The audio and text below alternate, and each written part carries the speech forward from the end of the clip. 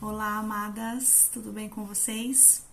Eu estava alguns dias atrás ouvindo um podcast do John Bevere e ele estava comentando sobre o que me afasta de Deus e eu achei o assunto super propício para compartilhar aqui no canal com vocês. Existem 3 coisas, de acordo com o John Bevere e com o filho dele, lá no podcast, que nos afastam de Deus e estão de acordo com a palavra de Deus, com a Bíblia. Que é o quê? O meu ego.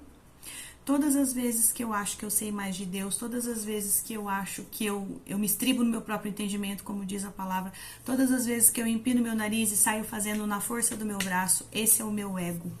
Quanto mais eu encho o meu ego, mais eu me esvazio de Deus. Deus e o ego não habitam no mesmo lugar, porque o ego, ele vem do orgulho. E o orgulho, ele vem de um só lugar, do inimigo, de Satanás, do inimigo das nossas almas, de Satanás.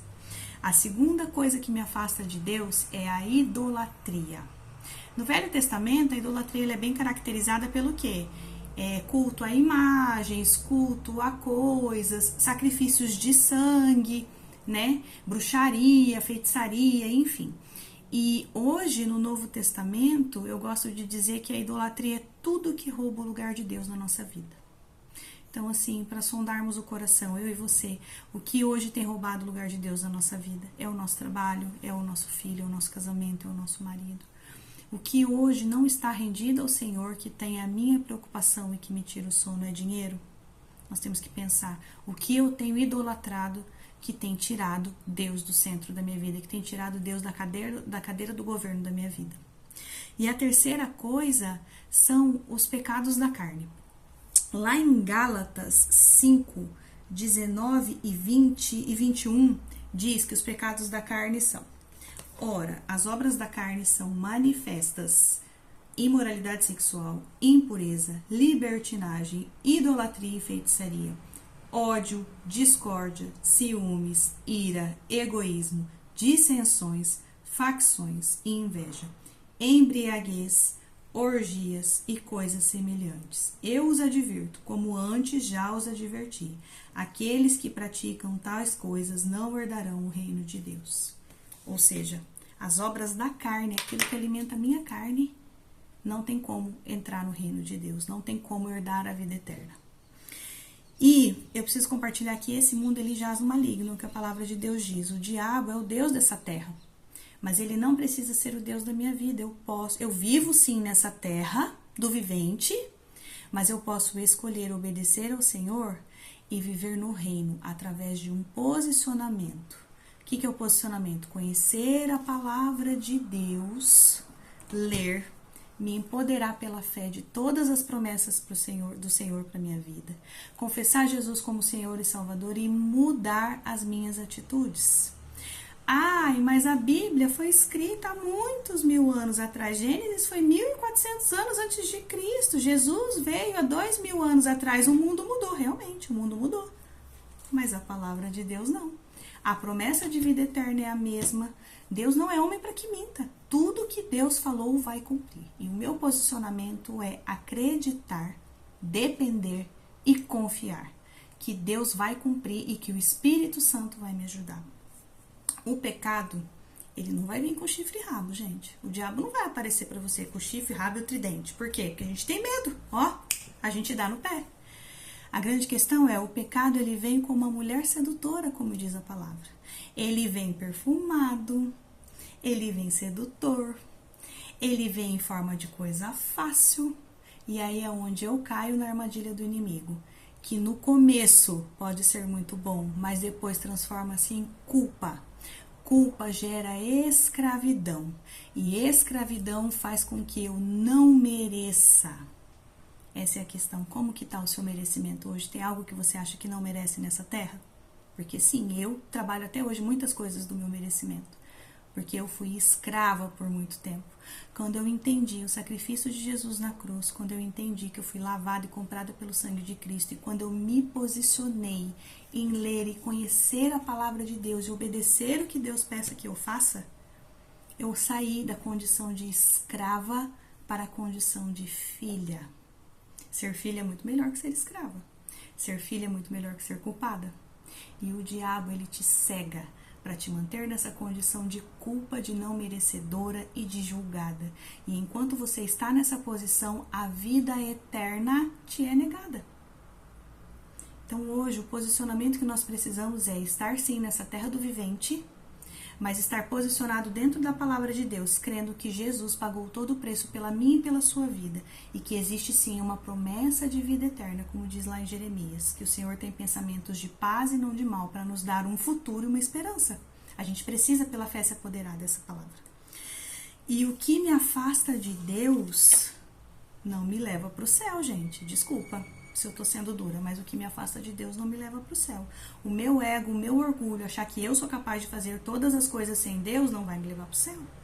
A idolatria, tirar Deus do governo da minha vida, não vai me levar pro céu.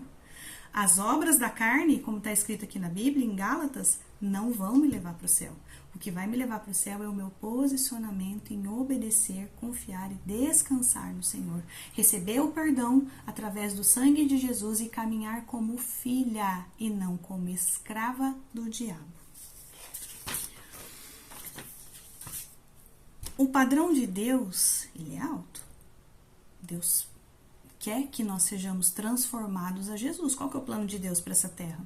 Ter uma família de muitos filhos, todos semelhantes a Jesus. Nós precisamos almejar ser igual a Jesus, porque Jesus veio nessa terra para provar que é possível sim ser santo, que é possível sim ser grato, que é possível sim caminhar em santidade. Santidade é caminhar separado, caminhar longe, diferente dos padrões do mundo. Jesus veio, a palavra de Deus fala, tende em vós o mesmo sentimento que houve em Cristo Jesus. Jesus chorou, Jesus aprendeu a andar, Jesus usou fralda, Jesus aprendeu uma profissão, Jesus fez tudo isso. A única diferença é que ele não pecou. Por quê? Porque ele era homem e Deus.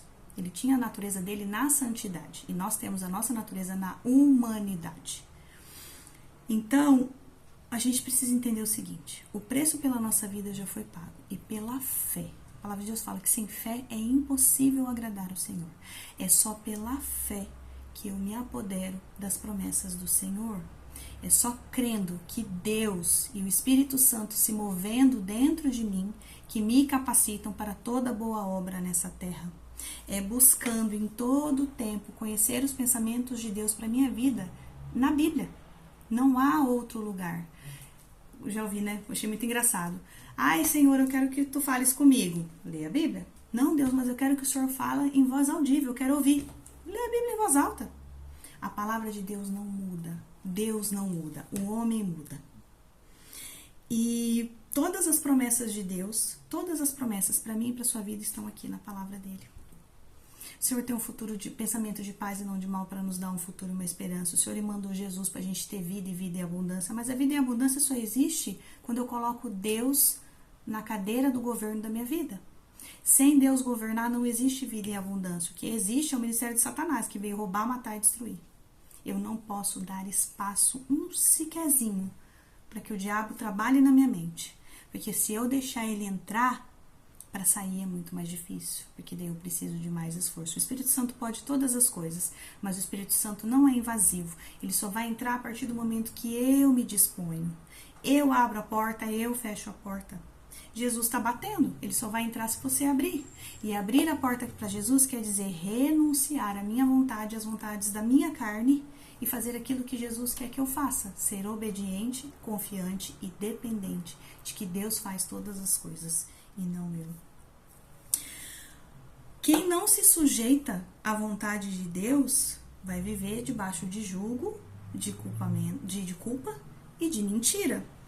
Porque existe uma promessa do diabo de uma falsa liberdade. Ah, eu posso beber, eu posso fumar, eu posso fazer isso aqui, mas eu posso crer em Deus também.